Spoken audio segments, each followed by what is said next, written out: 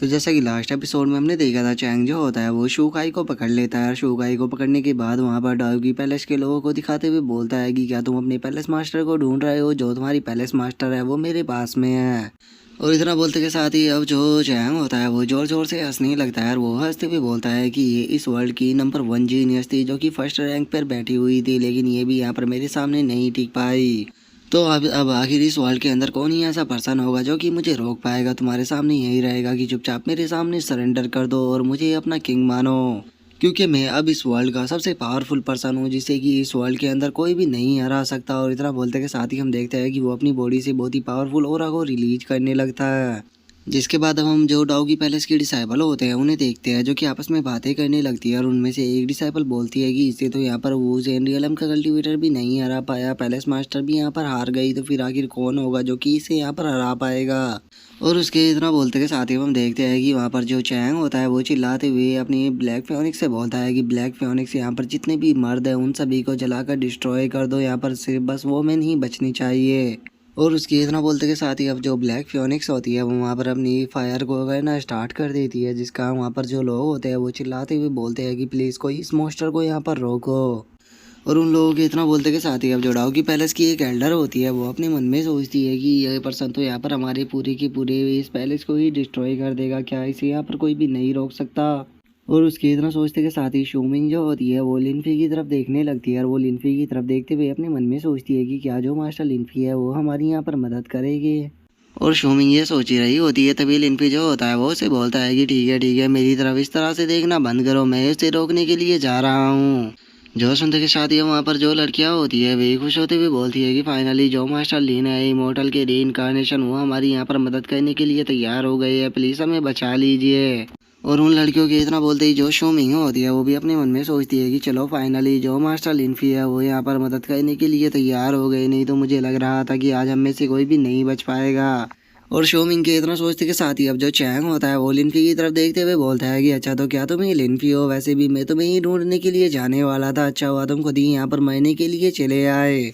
और इतना बोलते के साथ ही अब जो चैंग होता है वो ब्लैक फायर फियोनिक्स से बोलता है कि ब्लैक फायर फियोनिक्स इसे ख़त्म कर दो। और उसके इतना बोलते के साथ ही हम देखते हैं कि वो जो ब्लैक फायर फियोनिक्स होती है वो अपने बहुत ही पावरफुल अटैक को वहाँ पर चार्ज करने लगती है। लेकिन तभी जो चैंग होता है उसे महसूस होता है कि उसके आसपास में कुछ है, और इससे पहले कि वो कुछ समझ पाता हम देखते हैं कि जो लिनफी होता है वो सीधे वहाँ पर आकर उसे एक रैपट जड़ देता है, जिस कारण हम देखते हैं कि चैंग जो होता है वो उस रैपट के कारण वहीं ज़मीन पर गिर जाता है। और जो लिनफी होता है वो उसे बोलता है कि क्या कहा तुमने, तुम मुझे यहाँ पर मारोगे? तुम्हें यहाँ पर खुशी मनानी चाहिए कि मैं किसी के कारण यहाँ पर अभी तक रुका हुआ हूँ, अगर यहाँ पर उसकी बात नहीं होती तो मैं तुम्हें कब का ख़त्म कर चुका होता। और इतना बोलते के साथ ही अब लिनफी जो होता है वो आसमान में देखते हुए बोलता है कि लो फाइनली वो यहाँ पर आ गई। और लिनफी के इतना बोलते के साथ ही अब जो चैंग होता है वो अपने मन में सोचता है कि आखिर ये बंदा एकदम से मेरे पास में कहाँ से आ गया और इसने मेरे ऊपर अटैक कैसे किया, क्या इसके पास में कोई यहाँ पर मैजिक वेपन है? और उसके इतना सोचते के साथ ही अब जो मोएनर होती है वो भी लिनफी की तरफ देखते हुए अपने मन में सोचती है कि आखिर ये पर्सन कितना पावरफुल है, क्योंकि यहाँ पर जो चैंग है उसके पास में पहले से ही ब्लैक फियोनिक्स है। और उससे अलग मैंने इसके साथ में यहाँ पर डुअल कल्टीवेशन भी की थी, जिससे कि इसकी पावर और भी ज़्यादा बढ़ गई थी, लेकिन उसके बाद भी इस पर्सन का पता ही नहीं लगा कि कब इसने आकर यहाँ पर अटैक कर दिया। और इतना बोलते के साथ ही अब जो मोवेनर होती है वो उसी मोमेंट को याद करने लगती है जब उसने उसे अटैक के आगे कर दिया था, और उसे याद कर कर वो अपने मन में सोचती है कि मैंने इसके लिए इतना कुछ किया लेकिन उसके बाद भी इसने मुझे यहाँ पर इस तरह से ट्रीट किया। और अब इस मोमेंट को याद करने के बाद जो मोवेनर होती है वो गुस्से में चैंग की तरफ देखते हुए अपने मन में सोचती है कि बस मैं यहाँ पर एक सही टाइम का इंतजार कर रही हूँ, जैसे ही मुझे सही टाइम मिलेगा मैं इसकी बॉडी से ब्लैक फियोनिक्स को निकालने के बाद अपनी बॉडी के अंदर डाल लूँगी, जिसके बाद मैं इसे इतनी ज़्यादा दर्दनाक मौत दूंगी कि ये उसे कभी भी नहीं भूल पाएगा। और उसके इतना सोचते के साथ ही हम देखते हैं कि जो ब्लैक फायर फियोनिक्स होती है वो वहाँ पर जोर जोर से चिल्लाने लगती है, जो देखते ही चैंग जो होता है उसे कुछ भी समझ में नहीं आता और वो अपने मन में सोचता है कि मैं इसे कोई ऑर्डर क्यों नहीं दे पा रहा। और उसके इतना सोचते के साथ ही हम देखते हैं कि वहाँ पर कोई फुल स्पीड में आकर जो फियोनिक्स होती है उसके ऊपर अपने अटैक को कर देता है। और अब हमें पता लगता है कि ये कोई और नहीं बल्कि ड्रैगन गर्ल होती है, और जो ड्रैगन गर्ल होती है वो गुस्से में देखते हुए बोलती है कि तुम्हारी हिम्मत कैसे हुई यहाँ पर ऐसा करने की? और अब ड्रैगन गर्ल को वहाँ पर देखने के बाद चैंग जो होता है वो हंसते हुए बोलता है कि अच्छा तो वो तुम ही हो जिसकी कि यहाँ पर लिन की बात कर रहा था। तुम यहाँ पर आकर धोखे से मेरे ऊपर अटैक करने की कोशिश कर रही हो, लेकिन कुछ के बाद भी मैं तुम्हें यहाँ पर मार दूंगा, क्योंकि तुम लोगों को यहाँ पर नहीं भूलना चाहिए कि मैं इस वर्ल्ड का सबसे पावरफुल पर्सन हूँ। और उसके इतना बोलते के साथ ही जो लिनफी होता है वो वहाँ से जाने लगता है और वो वहाँ से जाते हुए बोलता है कि ठीक है, इसे मैं तुम्हारे ऊपर छोड़ता हूँ, इसे अपनी यहाँ पर रियल ट्रांसफॉर्मेशन दिखाओ ताकि इसे पता लग सके कि इसका सामना किससे हो रहा है। जो सुनते के साथ ही अब जो ड्रैगन गर्ल होती है वो लिनफी का शुक्रिया अदा करते हुए उसे बोलती है कि ठीक है टियानजुन, मुझे ये मौका देने के लिए आपका बहुत बहुत शुक्रिया। और इतना बोलते के साथ ही अब हम देखते हैं कि वहाँ पर जो ड्रैगन गर्ल होती है वो अपनी ट्रांसफॉर्मेशन को शुरू कर देती है। जिसके बाद अब हम देखते हैं कि वहाँ पर जो ड्रैगन गर्ल होती है वो अपनी ड्रैगन वाली फॉर्म में आ चुकी होती है, जहाँ पर ये जो फियोनिक्स होती है वो उसके सामने बस एक छोटा सा खिलौना लग रही होती है। और अब अपने सामने इतने बड़े और इतने पावरफुल ड्रैगन को देखते के साथ ही तो जो चैंग और जो मोवेनर होती है उन दोनों की हालत ही ख़राब हो जाती है और वे शोक होकर चिल्लाते हुए बोलते हैं कि ये तो ड्रैगन है। और उसके इतना बोलते के साथ ही हम वहाँ पर मौजूद लोगों को देखते हैं जो कि ड्रैगन गर्ल को देखने के बाद शौक होकर चिल्लाते हुए बोलते हैं कि मुझे यकीन नहीं होता कि ये तो यहाँ पर गॉड है, क्योंकि इसके बारे में मैंने सुना है, जो लेजेंड्स है वो बताते हैं कि ये डिवाइन ड्रैगन है जिसका नाम की यिंग लॉन्ग है। और उन लोगों के इतना बोलते के साथ ही हम फियोनिक्स को देखते हैं जो कि बहुत ही ज़्यादा घबरा रही होती है और वो घबराते हुए पीछे हटने लगती है। और वहीं जो ड्रैगन गर्ल होती है वो चिल्लाते हुए उससे बोलती है कि नील डाउन करो। और ड्रैगन गर्ल के इतना बोलते के साथ ही हम देखते हैं कि जो वो फियोनिक्स होती है वो सीधी जाकर जमीन पर गिरती है। जो देखते के साथ ही अब जो चैंग होता है वो गुस्से में चिल्लाते हुए उससे बोलता है कि फियोनिक्स तुम यहाँ पर क्या कर रही हो, जल्दी से उठो। और इतना बोलते के साथ ही अब चैंग जो होता है वो इस फियोनिक्स को लातों से मारना स्टार्ट कर देता है और वो उसे मारते हुए बोलता है कि तुम आखिर यहाँ पर इस तरह से बैठी हुई क्यों हो, जल्दी से उठो, हमें यहाँ पर फाइट करनी है। जिसके बाद अब हम शोकाई को देखते हैं जो कि जमीन पर गिर रही होती है, लेकिन तभी लिन पे जो होता है वो शोकाई को पकड़ने के लिए आ जाता है। जो देखकर शोकाई जो होती है वो ब्लश करते हुए लिनफी का शुक्रिया अदा करने लगती है। लेकिन तभी जो लिनफी होता है उसका ध्यान पीछे खड़ी याओ गैंग के ऊपर जाता है, जो कि उसी की तरफ बहुत ही डरावनी निगाह से देख रही होती है। जो देखते के साथ ही अब लिनफी जो होता है वो शोकाई को नहीं पकड़ता जिसका जो शोकाई होती है वो जमीन पर गिरने ही वाली होती है। लेकिन तभी लिनफी जो होता है वो अपनी एनर्जी का इस्तेमाल कर कर उसे पकड़ लेता है और अब उसे पकड़ने के बाद फेंकते हुए उन लोगों से बोलता है कि ठीक है, तुम लोग यहाँ से वापस जाओ। और उसके इतना बोलते के साथ ही हम देखते हैं कि वहाँ पर जो एल्डर मिंग और जो दूसरी एल्डर होती है वो आकर उसे पकड़ते हुए बोलती है कि पैलेस मास्टर आप ठीक तो हो ना। और गाइस सच बताओ तो जो शुक आई है उसके लिए मुझे बहुत ही बुरा फील हो रहा है, क्योंकि फ्यूचर में इसके साथ में बहुत ही ज़्यादा बुरा होने वाला है, जो देखने के बाद आपको भी इसके लिए सैड फील होगा। और उनके इतना बोलते के साथ ही अब लिन पे जो होता है वो अपनी चुटकी को बजाते हुए बोलता है कि चलो अब यहाँ पर जो मेन प्रॉब्लम है उसे सॉल्व करते हैं। और इतना बोलते के साथ ही लिनफी जो होता है वो ड्रैगन गर्ल के सर के ऊपर आकर खड़ा हो जाता है और वो उसे बोलता है कि चलो इनसे बात करते हैं। जो सुनते ही जो ड्रैगन गर्ल होती है वो भी ओके बोल देती है। और अब लिनफी को ऐसे ड्रैगन गर्ल के ऊपर खड़ा हुआ देखकर वहाँ पर जितनी भी लड़कियां मौजूद होते हैं वे सभी तो बहुत ही ज़्यादा खुश हो जाती है और वे खुश होते हुए बोलती है कि सच में मास्टर लिनफी यहाँ पर कितने ज़्यादा कूल लग रहे हैं। और हम देखते हैं कि उन सभी लड़कियों में जो सबसे ज़्यादा एक्साइटेड लग रही होती है वो कोई और नहीं बल्कि शोकाई होती है, जिसकी आंखों में हम स्टार को भी देख पाते हैं। जिसके बाद अब हम चैंग को देखते हैं जो कि अभी भी उस फियोनिक्स को मार रहा होता है और वो उस फियोनिक्स को गुस्से में मारते हुए बोलता है कि जल्दी से उठो, हमें यहाँ से भागना होगा, नहीं तो हम दोनों ही यहाँ पर मारे जाएंगे। और उसके इतना बोलते के साथ ही अब हम देखते हैं कि जो लिनफी होता है वो उसके सामने आ जाता है और वो उसके सामने आते हुए उससे बोलता है कि तुमने कुछ देर पहले मुझसे कहा था कि तुम मुझे यहाँ पर मारने वाले हो, तो बताओ अब तुम मुझे कैसे मारोगे। और उस ड्रैगन गर्ल को अपने सामने देखते के साथ ही हम देखते हैं कि चैंग और जो मो वैनर होती है उन दोनों की तो हालत ही ख़राब होने लगती है। और अब जो मो वैनर होती है वो लिनफी के सामने झुककर उसे माफ़ी मांगने लगती है और वो उसे माफ़ी मांगते हुए बोलती है कि मास्टर लिनफी मुझे माफ़ कर दीजिए, यहाँ पर मैंने कुछ भी नहीं किया बल्कि यही फोर्सफुली मुझे यहाँ पर लेकर आया था। जो सुनते के साथ ही अब जो चैंग होता है उसे भी मो वैनर के ऊपर बहुत ज़्यादा गुस्सा आ जाता है और वो मो वैनर को गाली देते हुए बोलता है कि बिच तुम्हारी हिम्मत कैसे हुई यहाँ पर मेरे साथ में डबल गेम खेलने की। और उसके इतना बोलते के साथ ही अब जो ड्रैगन गर्ल होती है वो गुस्से में चिल्लाते हुए उससे बोलती है कि तुम दोनों ने यहाँ पर जो मेरा डिस्टेंट था उसे डीमन को रैप्स बना दिया, आज मैं तुम लोगों को जिंदा नहीं छोड़ूंगी। तुम दोनों चींटियों की आखिर हिम्मत कैसे हो गई यहाँ पर मेरे डिस्टेंट को इस तरह से यूज करने की। और उसके इतना बोलते के साथ ही अब हम देखते हैं कि चैंग जो होता है वो अपने पास से एक नाइफ को निकाल लेता है और वो अपने नाइफ को निकालते हुए बोलता है कि क्या तुम लोगों को लगता है कि तुम लोग यहाँ पर मुझे इतनी आसानी से ख़त्म कर दोगे। अब मैं यहाँ पर डेड बॉडी को रिफाइन करने की जो लास्ट टेक्निक होती है उसका यूज करने वाला हूँ, जिसके बाद ये जो ब्लैक फायर फियोनिक्स है ये मेरे कंट्रोल से बाहर नहीं जा पाएगी, चाहे ये यहाँ पर मर ही क्यों ना जाए। और इतना बोलते के साथ ही हम देखते हैं कि चैंग जो होता है वो अपनी इस टेक्निक का इस्तेमाल कर देता है, जिस कारण हम देखते हैं कि फियोनिक्स जो होती है वो दोबारा से खड़ी हो जाती है। और अब जो चैंग होता है वो गुस्से में चिल्लाते हुए उस फियोनिक्स से बोलता है कि जाओ जाकर इसे ख़त्म कर दो, यहाँ पर कोई भी चिंता नहीं बचना चाहिए। जो सुनते के साथ ही हम देखते हैं कि फियोनिक्स भी फाइट करने के लिए तैयार हो जाती है। और अब उसके ऐसा करते के साथ ही जो ड्रैगन गर्ल होती है उसे चैंग के ऊपर बहुत ज़्यादा गुस्सा आ जाता है, जो देखकर वैंग जो होता है वो उसे बोलता है कि अब तुम यहाँ पर कुछ भी नहीं कर सकती क्योंकि तुम उसे नहीं बचा पाओगी, तो इसीलिए तुम जाओ जाकर उसे ख़त्म कर दो। जो संडे के साथ ही अब जो ड्रैगन गर्ल होती है वो विलियन को ओके बोल देती है, और हम देखते हैं कि जो फियोनिक्स होती है वो सीधे ड्रैगन गर्ल के ऊपर अटैक करने के लिए आने लगती है। और हम देखते हैं कि वो ड्रैगन गर्ल के ऊपर अटैक करना स्टार्ट कर देती है, लेकिन उससे ड्रैगन गर्ल को कुछ भी नहीं हो रहा होता है। वो उस फियोनिक्स की तरफ देखते हुए बोलती है कि बेटे टाइम आ चुका है घर वापस जाने का। और उसके इतना बोलते के साथ ही चैंग जो होता है वो चिल्लाते हुए फियोनिक्स से बोलता है कि जल्दी से अपने सबसे पावरफुल एबिलिटी का यूज करो और इसे यहीं पर ही ख़त्म कर दो। जो सुनते के साथ ही जो ब्लैक फियोनिक्स होती है वो भी अपने सबसे पावरफुल अटैक को ड्रैगन की तरफ शूट कर देती है, और हम देखते हैं कि वो जो अटैक होता है वो सीधे ड्रैगन की तरफ जाने लगता है, लेकिन तभी लिनफी जो होता है वो केवल अपने एक ही हाथ से उस अटैक को ख़त्म कर देता है। और उसी के साथ में अब जो ड्रैगन होती है वो भी अपने बहुत ही पावरफुल अटैक को सीधे उसकी तरफ कर देती है, जिस कारण हम देखते हैं कि वो जो फियोनिक्स होती है वो अब उस अटैक के अंदर ख़त्म होने लगती है।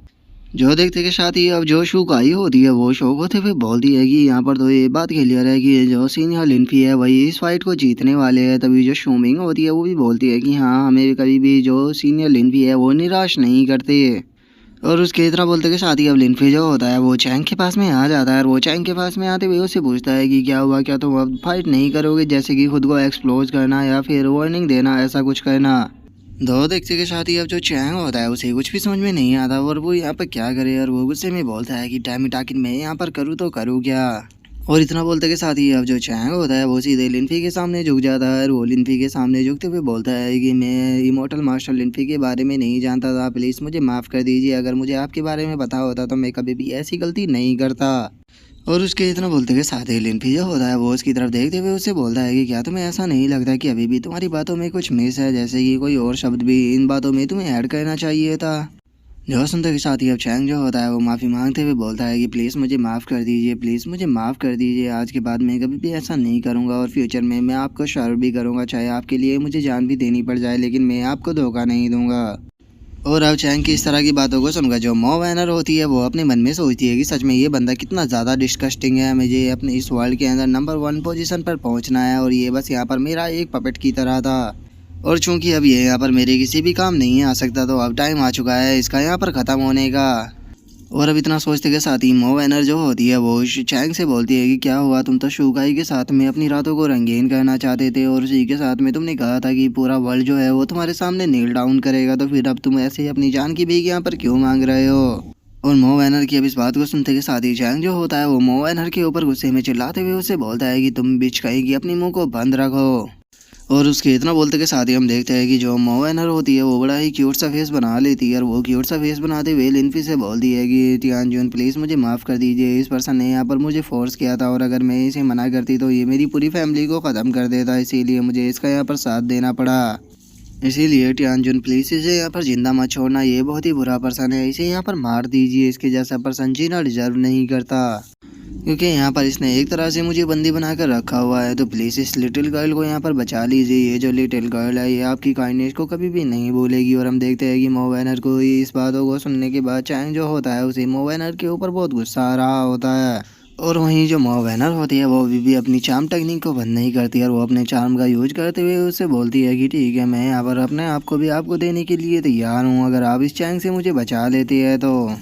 और अब इतना बोलने के बाद ही जो मो वैनर होती है वो अपने कपड़ों को उतारते हुए जो लिनफी होता है उसकी तरफ बढ़ने लगती है, और उसकी तरफ बढ़ते हुए अपने मन में सोचती है कि इस दुनिया के अंदर कोई भी पर्सन ऐसा नहीं है जो कि मेरी चार्म टेक्निक के अंदर ना फंस पाए, चाहे वो कितना भी सख्त क्यों ना हो। और उसके इतना सोचते के साथ ही हम देखते हैं कि चैंग जो होता है उसे मो वैनर के ऊपर बहुत ज़्यादा गुस्सा आ जाता है, और वो गुस्से में बोलता है कि जब मेरे पास में पावर थी तो तुम यहाँ पर मुझे दे रही थी, लेकिन अब देखो यहाँ पर जैसे ही मेरी पावर गई तो तुमने नया घर ढूंढ लिया। जो सुनते के साथ ही मोबाइनर जो होती है वो बड़ी ही मासूम सी बनते हुए बोलती है कि मैंने तुम्हारे साथ में सेक्स इसीलिए किया क्योंकि मैं बस एक लड़की हूँ और मैं नहीं चाहती थी कि जो मेरे पेरेंट्स है वो तुम्हारे हाथों से मारे जाए। तो बताओ मैं और क्या करती अगर मैं ऐसा ना करती तो। जो सुनते के साथ ही चैंग जो होता है वो सीधे मोबाइनर के ऊपर अटैक कर देता है और उसके ऊपर अटैक करते हुए बोलता है कि बीच में तुम्हें यहाँ पर मार दूंगा। जो सुनते ही मोबाइनर जो होती है वो चिल्लाते हुए बोलती है कि तियानजुन प्लीज़ मेरी मदद करो। और उसके इतना बोलते कि शादी हम देखते हैं कि लिनफी जो होता है वो चैंग के ऊपर अटैक वो कर देता है और हम देखते हैं कि उस अटैक के कारण अब जो चैंग होता है वो वहीं पर ही जलकर ख़त्म हो जाता है। जो देखने के बाद अब जो मोवेनर होती है वो भी काफ़ी खुश हो जाती है और वो खुश होते हुए बोलती है कि तियानजुन आपका बहुत बहुत शुक्रिया। और इतना बोलकर वो अपने मन में सोचती है कि मैं जानती रही थी कि ये मेरे चाम के अंदर फंस जाएगा। और उसके इतना सोचते के साथ ही लिनफी जो होता है वो मुस्कुराते हुए मोवेनर से बोलता है कि ठीक है तुम मेरे पास में आओ, आज के बाद कोई भी तुम्हें परेशान नहीं करने वाला। और अब इस सिचुएशन को देखने के बाद जो शू काई होती है वो भी बहुत ज़्यादा शौक हो जाती है और वही शौक होकर चिल्लाते हुए बोलती है कि ये चल क्या रहा है आगे। तियानजुन जो है वो इस लड़की की चाम के अंदर कैसे फंस गए। तभी जो शो मिंग होती है वो भी शौक होते हुए बोलती है कि क्या सच में वो सीरियस भी है, और अगर वे सीरियस है तो हमें यहाँ पर क्या कहना चाहिए क्योंकि ये चीज़ तो हमें भी दिखाई दे रही है कि वो लड़की वहाँ पर उनका फ़ायदा उठाना चाह रही है। और उन लोगों की इतना बोलते कि शादी अब की शुई जो होती है वो याओ गैंग की तरफ देखते हुए बोलती है कि मिस याओ गैंग क्या आप मास्टर को यहाँ पर कुछ भी नहीं करोगे क्योंकि आप भी देख रही हो कि वहाँ पर क्या चल रहा है। जो सुनते के साथ ही याओ गैंग जो होती है वो आराम से कोल्ड ड्रिंक को पीते हुए बोलती है कि वो भी बस दूसरों लोगों की ही तरह है, एक घोस्ट। और इतना बोलकर वो अपने मन में सोचती है कि मैं जानती हूँ कि तुम यहाँ पर क्या कहने वाले हो और लोग तुम्हें नहीं समझ सकते, लेकिन मैं तुम्हें अच्छे से समझ चुकी हूँ। और याओ गैंग की इतना बोलते कि शादी अब जो तीनों लड़कियां होती है वे काफ़ी खुश हो जाती है और वे खुश होते हुए अपने मन में सोचती है कि क्या सच में मास्टर लिन भी इस तरह के है, इसका मतलब हमारे पास में भी चांस है। और तभी वहाँ पर जो मॉलिंग होती है वो अपने मन में सोचती है कि मुझे यकीन है कि जो लिनफी है वो यहाँ पर एक्टिंग कर रहा है। और उनके इतना सोचते के साथ ही अब हम देखते हैं कि जो मोवाइनर होती है वो लिनफी के पास में आ जाती है और वो लिनफी के पास में आते हुए बोलती है कि तियानजुन फ्यूचर में मैं बस आपकी हूँ, आप मेरे साथ में जो कुछ भी कहना चाहोगे आप कर सकते हो, मुझे किसी भी चीज़ से ऐतराज़ नहीं है। और इतना बोलकर वो अपने मन में सोचती है कि मेरी जो बॉडी है वो तुम्हें बहुत ही ज़्यादा कंफर्टेबल फील कराएगी और इसके बाद मैं तुमसे काफ़ी अच्छे अच्छे ट्रेजर को ले पाऊंगी, लेकिन मुझे सोचना होगा कि आखिर मुझे तुम्हें इससे कौन कौन से ट्रेजर लेने हैं। और उसके इतना सोचते के साथ ही लिनफी जो होता है वो अपने हाथ को आगे बढ़ाते हुए उससे बोलता है कि ठीक है तो इस गेम को ख़त्म करने का टाइम आ चुका है क्योंकि तुम्हारे दिमाग के अंदर कुछ ज़्यादा ही गंदा आइडिया आ रहे हैं। और इतना बोलते के साथ ही हम देखते हैं कि लिनफी जो होता है वो मोवेनर की गर्दन को ही उड़ा देता है। जो देखते के साथ ही अब जो लिनफी की सर्वेंट होती है वे सभी बहुत ज़्यादा शौक हो जाती है और वे शौक होते हुए अपने मन में सोचती है कि अभी अभी क्या हुआ, एक पल पहले तो वो मुस्कुरा रहे थे और अगले ही पल टेबिल बन गए। अब मुझे समझ में आया इनकी हंसी के पीछे का क्या राज है। और वे लड़कियां ये सोच ही रही होती है तभी लिनफी जो होता है वो उन लड़कियों की तरफ देखते हुए बोलता है कि डीमन साइड के जो लोग हैं तुम्हें उनके ऊपर बिल्कुल भी मर्सीफुल नहीं होना चाहिए क्योंकि इन लोगों ने पता नहीं कितने लोगों को मारा है। जो सुनते के साथ ही लिनफी की जो दोनों सर्वेंट और जो मॉलिंग होती है वो भी उसे झुकते हुए ठीक है सर बोल देती है। जिसके बाद अब लिनफी जो होता है वो ड्रैगन गर्ल की तरफ देखते हुए उससे पूछता है कि मिस इन लॉन्ग क्या हुआ, क्या तुम्हारा यहाँ पर काम खत्म नहीं हुआ। और उसके इतना बोलते के साथ ही हम देखते हैं कि जो ड्रैगन गर्ल होती है वो दोबारा से अपनी ह्यूमन फॉर्म में आ जाती है और वो लिनफी के पास में आते हुए बोलती है कि ध्यान मैंने इसे फिक्स तो कर दिया लेकिन एक प्रॉब्लम है। और इतना बोलकर अब जो ड्रैगन गर्ल होती है वो एक ड्रॉप को निकाल कर लिनफी को दिखाते हुए बोलती है कि मैं जब उसकी सोल को रिपेयर कर रही थी तो वहाँ से मुझे ये मिला। और अब इस ड्रॉप को देखते के साथ ही जो शो मिंग होती है वो बहुत ज़्यादा शौक हो जाती है और वो शौक होकर चिल्लाते हुए बोलती है कि इसके अंदर तो बहुत ही ज़्यादा एनर्जी है। तभी जो शुगाई होती है वो भी शौक होते हुए बोलती है कि इस ड्रॉप के अंदर इतनी एनर्जी है कि अगर कोई कल्टीवेटर इस एनर्जी को अपने अंदर एब्जॉर्ब कर ले तो वो जिंदी आलम पर पहुंच जाएगा। और उनके इतना बोलते के साथ ही अब लिनफी जो होता है वो उस ड्रॉप को ले लेता है और वो उसे लेते हुए बोलता है कि ओ मैंने इसे पहले ही डिस्कवर कर लिया था, ये एक ब्लड ड्रॉप है जिसे कि किसी मास्टर के द्वारा गोल्डन स्कोर ड्रैगन अब इस आर्ट का यूज कर कर उस फ्योनिक्स के अंदर डाला गया था। और लिनफी के इतना बोलते के साथ ही जो ड्रैगन गर्ल होती है उसे किसी पर्सन के बारे में याद आता है और उसे याद कर कर जो ड्रैगन गर्ल होती है वो लिनफी से पूछती है कि कहीं वो तो नहीं है। जो उसने लिनफी जो होता है वो मना करते हुए बोलता है कि नहीं ये वो नहीं हो सकता क्योंकि ये जो ब्लड ड्रॉप है ये बहुत ज़्यादा वीक है, तो इसीलिए मुझे लगता है कि ये लिन युआन का कोई डिस्टेंडेंट होगा। और अब लिनफी को उस ब्लड ड्रॉप को कमज़ोर बताता हुआ देखकर वहाँ पर जो शौक आई होती है वो बहुत ज़्यादा शौक हो जाती है और वो शौक होते हुए अपने मन में सोचती है कि क्या इसे यहाँ पर कमज़ोर लग रही है, लेकिन इससे तो कोई आसानी से वो जुनरी आलम पर पहुँच सकता है, तो फिर आखिर ये कमज़ोर कहाँ से हुई। और उसके इतना सोचते के साथ ही अब जो ड्रैगन गर्ल होती है वो उस ब्लड ड्रॉप को आगे करते हुए लिनफी से पूछती है कि लेकिन अब इस ब्लड ड्रॉप का क्या कहना है। जो सुनते के साथ ही लिनफी जो होता है वो उस ब्लड ड्रॉप को अपने पास में लेते हुए उस ड्रैगन गर्ल से बोलता है कि ठीक है लाओ इसे मुझे दो। और इतना बोलते के साथ ही लिनफी जो होता है वो उस ब्लड ड्रॉप को प्योरीफाई करते हुए बोलता है कि इसके अंदर बस थोड़ी सी डेमोनिक एनर्जी है, उसे हटाने के बाद इसके अंदर बस प्योर एनर्जी ही बच जाएगी। और इतना बोलते कि शादी हम देखते हैं कि लिनफी जो होता है वो उस ब्लड ड्रॉप को वहाँ पर पूरी प्योर एनर्जी में बदल देता है और उसे बदलने के बाद बोलता है कि लो ये कंप्लीट हो गया। जो देखकर तो अब जो शूक आई होती है वो भी बहुत ज़्यादा शौक हो जाती है और वो शौक होकर चिल्लाते हुए बोलती है कि क्या इसने इसे इतनी आसानी से कर दिया कि जो डेमोनिक एनर्जी थी वो इतनी आसानी से कैसे हट सकती है। अब तो केवल इसमें वुजन रियलम की केवल प्योर एनर्जी ही बची हुई है। और उसके इतना बोलते कि शादी अब लिनफी जो होता है वो उस ब्लड ड्रॉप को ड्रैगन गर्ल की बॉडी में डालते हुए उससे बोलता है कि ठीक है ये तुम्हारे काम आएगी। और इतना बोलते कि शादी अब वो उस ब्लड ड्रॉप को ड्रैगन गर्ल की बॉडी के अंदर डाल देता है, जिस कारण हम देखते हैं कि जो ड्रैगन गर्ल होती है उसकी बॉडी से बहुत ही ज़्यादा एनर्जी निकलने लगती है। जिसके बाद हम देखते हैं कि वहाँ पर डाउकी पैलेस के जितने भी डिसाइपल होते हैं वे सभी के सभी लिनफी के आगे झुक जाते हैं और वे लिनफी के आगे झुकते हुए बोलते हैं कि टियानजुन हम लोगों की जान बचाने के लिए यहाँ पर आपका बहुत बहुत शुक्रिया, आप हमारे लिए यहाँ पर एक गॉड की तरह थे, अगर आप नहीं आते तो आज हम में से कोई भी जिंदा नहीं बच पाता। जिसके बाद हम वहाँ पर बाकी की लड़कियों को देखते हैं जिन्हें की जो लिनफी होता है वो बहुत ही ज़्यादा प्यारा लग रहा होता है और वे चिल्लाते हुए बोलती है कि तुम कितने हैंडसम हो, तुम कितने प्यारे हो, क्या मुझे तुम्हारा नंबर मिलेगा। और उनकी ऐसी बातों को सुनने के बाद याओ गैंग जो होती है वो कार्टून सा फेस बनाते हुए बोलती है पता नहीं क्यों लेकिन मुझे ऐसा फील हो रहा है कि जल्दी ही जो मेरी पोजीशन है वो खतरे में आने वाली है। जिसके बाद अब हम होंग जियाओ को देखते हैं जो कि लिनफी को देखकर काफ़ी ज़्यादा घबराने लगता है और वो घबराते हुए बोलता है कि ये बंदा कितना खतरनाक है, अब मुझे इस चीज़ को सोचकर ही डर लग रहा है कि मैं इसे यहाँ पर मारने का प्लान बना रहा था। और उसके इतना बोलते के साथ ही अब जो शूक आई होती है वो भी लिनफी का शुक्रिया अदा करते हुए उसे बोलती है कि तियानजुन हमारी मदद करने के लिए आपका बहुत बहुत शुक्रिया, क्योंकि अगर आप यहाँ पर नहीं होते तो जो हमारा पैलेस है वो अभी तक डिस्ट्रॉय हो चुका होता। जो सुनते के साथ ही अब लिनफी जो होता है वो शूकाई से बोलता है कि तुम्हें शुक्रिया अदा करने की कोई भी ज़रूरत नहीं है, जो यहाँ से प्रॉब्लमों को ख़त्म करना तो मेरा काम था। जो सुनकर हम देखते हैं कि शोकाई जो होती है वो थोड़ी सी उदास हो जाती है और वो उदास होते हुए लिनफी से बोलती है कि आपका बहुत बहुत शुक्रिया लेकिन। और अब उसे ऐसे उदास देखकर जो लिनफी होता है वो उससे पूछता है कि क्या हुआ, तुम एकदम से ऐसे उदास क्यों हो गई। जो सुनते के साथ ही शूकाई जो होती है वो लिनफी से बोलती है कि जब मैं वुजुन रियलम पर पहुंची थी तो मुझे लगा था कि मैं इस वर्ल्ड की सबसे पावरफुल पर्सन बन जाऊंगी, लेकिन आपके सामने तो मैं बस एक जोक से ज़्यादा कुछ भी नहीं हूँ। और मैं फील कर सकती हूँ कि आज इस वर्ल्ड के अंदर से जो स्पेशल एनर्जी है वो पूरी तरह से ख़त्म हो चुकी है, तो अब मेरा वुजुन रियलम पर होने का भी कोई फ़ायदा नहीं है क्योंकि मैं आगे प्रैक्टिस ही नहीं कर सकती, मेरा कल्टिवेशन का आज यहीं पर ही एंड होता है। जो सुनते के साथ ही अब लिनफी की जो सर्वेंट्स होती है वे भी बोलती है कि हाँ हम महसूस कर सकते हैं कि यहाँ पर जो हेवन और अर्थ की एनर्जी है वो ख़त्म होती जा रही है। अभी तक हमने जितना भी हार्ड वर्क किया, खुद को ट्रेन किया, वो पूरी तरह से बर्बाद हो चुका है क्योंकि अब आगे बढ़ने का कोई फ़ायदा ही नहीं है। हमारे अर्थ के ऊपर बैरियर लग चुका है जिससे कि हम कभी भी आगे नहीं बढ़ पाएंगे। जोश उनका जोश होमिंग होती है वो भी थोड़ी उदास होते हुए बोलती है कि हाँ अब प्रैक्टिस करने का कोई मतलब ही नहीं बनता जब हम ब्रेक थ्रू ही नहीं कर पाएंगे क्योंकि हमारे पास में स्पिरिचुअल एनर्जी ही नहीं होगी। और उन लोगों की अब इस तरह की बातों को सुनने के बाद लिनफी जो होता है वो उन लोगों से बोलता है कि क्या स्पिरिचुअल एनर्जी यहाँ से ख़त्म हो चुकी है लेकिन उसे दोबारा से रिकवर नहीं कर सकते क्या।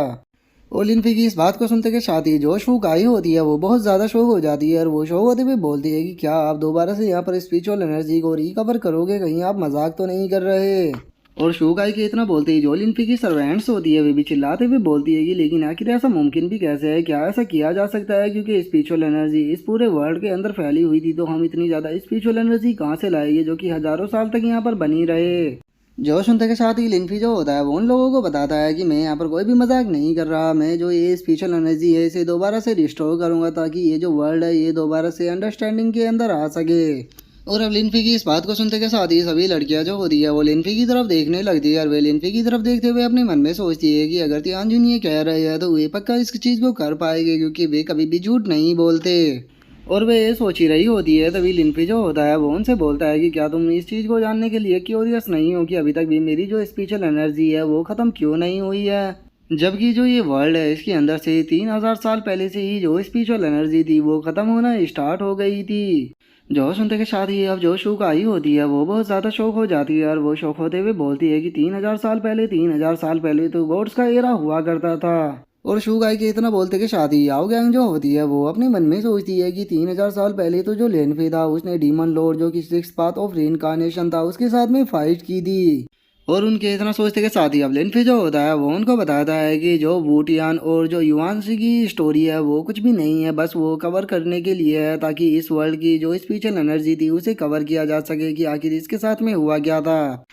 क्योंकि 3000 साल पहले जब गॉड्स एरा हुआ करता था तो उस टाइम पर जो गॉड्स हुआ करते थे वो ह्यूमन वर्ल्ड के अंदर जो पावरफुल लोग हुआ करते थे उन्हें ह्यूमन वर्ल्ड से लेकर इमोर्टल वर्ल्ड के अंदर लेकर जाया करते थे। और जब उन लोगों की मौत हो जाया करती थी तो वो गॉड लिस्ट में आ जाया करते थे, जो कि एक गॉड का ही प्लान था और उनका जो मैसेंजर था वो इस सब चीज़ को कवर किया करता था और सब उन सभी लोगों को जो गॉड लिस्ट के अंदर थे उन्हें अपनी पावर से पनिश किया करता था। लेकिन उसके बाद भी जो ह्यूमंस थे उनकी पावर काफ़ी ज़्यादा थी और वे बिना किसी स्वॉर्ड की मदद के भी जो इमोर्टल और डीमंस थे उनके साथ में फाइट कर लिया करते थे। और इसी चीज़ को देखने के बाद जो इमोर्टल वर्ल्ड था उसने अपनी पहली चाल को चला और उसकी पहली चाल ये थी कि उसने जितनी भी ह्यूमन वर्ल्ड के अंदर स्पिरिचुअल एनर्जी थी उसे स्वेलो करना स्टार्ट कर दिया। क्योंकि जो इमोर्टल वर्ल्ड था वो ह्यूमन वर्ल्ड की पावर को देखने के बाद उससे काफ़ी ज़्यादा डर गया और उसे लगा कि जो ह्यूमन वर्ल्ड है वो जल्दी ही खुद इमोर्टल वर्ल्ड को ख़त्म कर देगा। जिसके लिए जो इमोर्टल एम्परर था उसने एक पावरफुल प्लान को बनाया जिसमें उसने 4 गॉड रेस को बनाया था, जिसमें से पहली थी मदर ऑफ क्वीन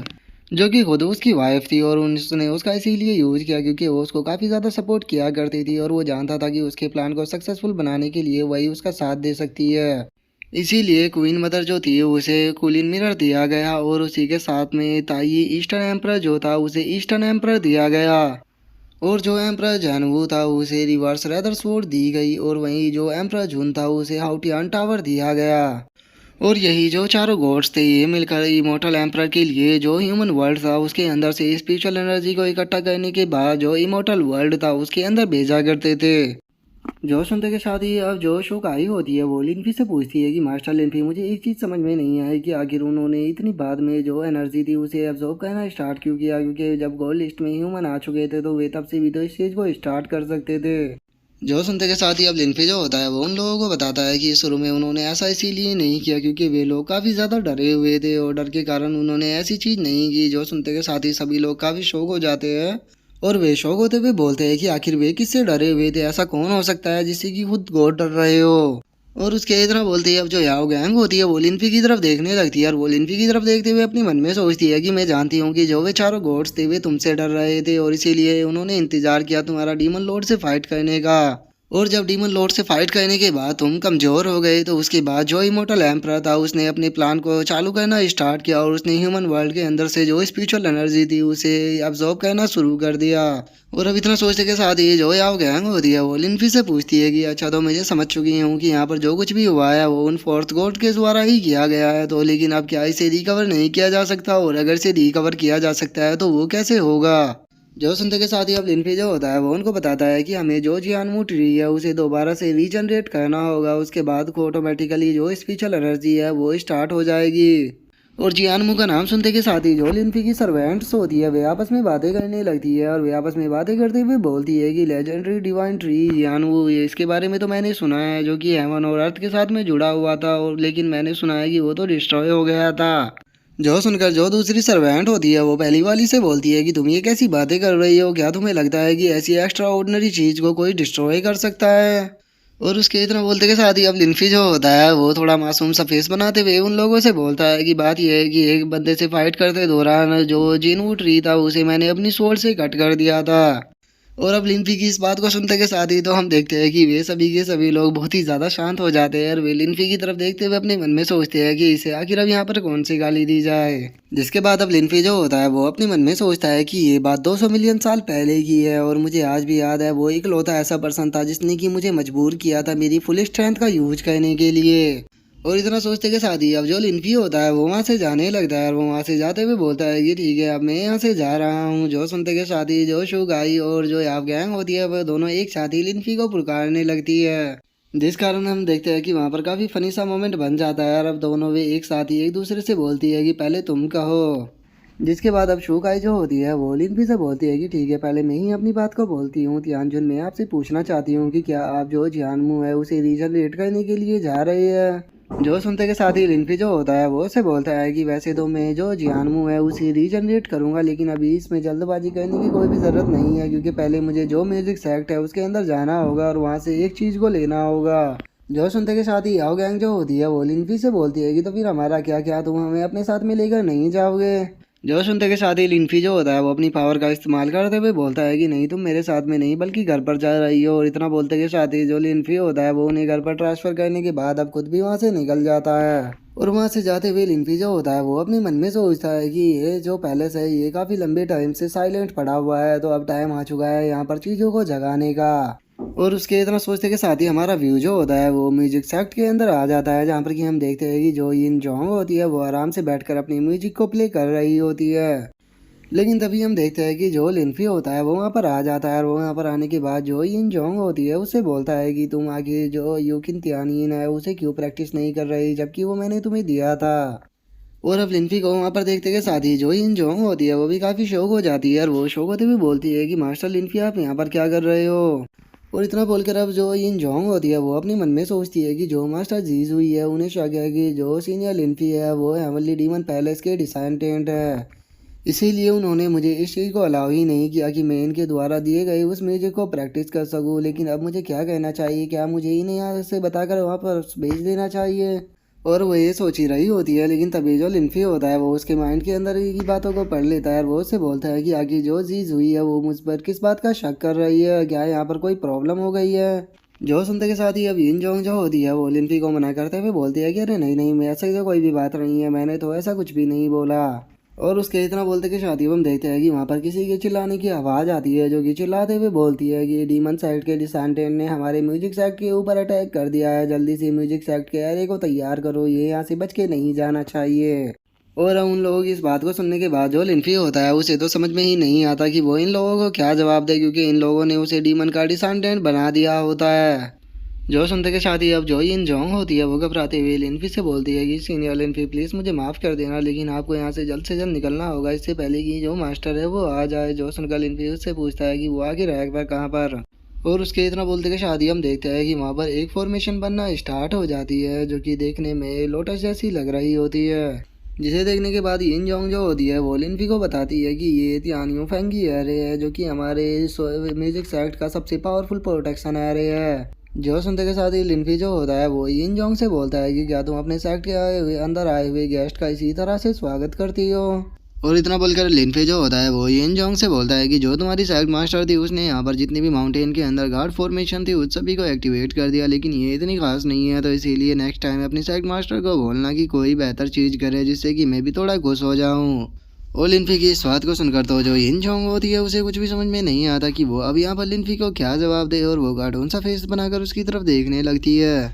जिसके बाद अब हम म्यूजिक सेक्ट की जो सेक्ट मास्टर होती है उसके चिल्लाने की आवाज़ सुनते हैं, जो कि चिल्लाते हुए बोलती है कि तुम डेविल कहीं के लिन युआन के डिसेंडेंट, तुम्हारी हिम्मत कैसे हो गई मेरे म्यूजिक सेक्ट के अंदर आने की। मानना पड़ेगा कि यहाँ पर तुम्हारे अंदर काफ़ी ज़्यादा हिम्मत है कि तुम डायरेक्टली ही अकेले मेरे म्यूजिक सेक्ट के अंदर आ गए, लेकिन क्या तुमने सोचा नहीं कि यहाँ पर आने के बाद तुम यहाँ से जिंदा बचकर वापस नहीं जा पाओगे। और अब उसके इतना बोलते के साथ ही हम देखते हैं कि म्यूजिक सेक्ट की जो पांचों मास्टर होती है वो वहाँ पर आने लगती है, और वे वहाँ पर आते हुए बोलती है कि ये डीमन आज यहाँ से जिंदा बचकर नहीं जाना चाहिए, जल्दी करो और चलकर इसे ख़त्म करो। और अब इन पांचों मास्टरों के इतना बोलते के साथ ही जो हमारा आज का एपिसोड है वो यहीं पे कंप्लीट हो जाता है। तो नेक्स्ट एपिसोड में देखिए कि आगे क्या होता है। अगर आप लोगों को वीडियो अच्छी लगी हो तो लाइक करना, चैनल को सब्सक्राइब करना। मैं मिलता हूँ नेक्स्ट एपिसोड में, तब तक के लिए बाय बाय गाइस।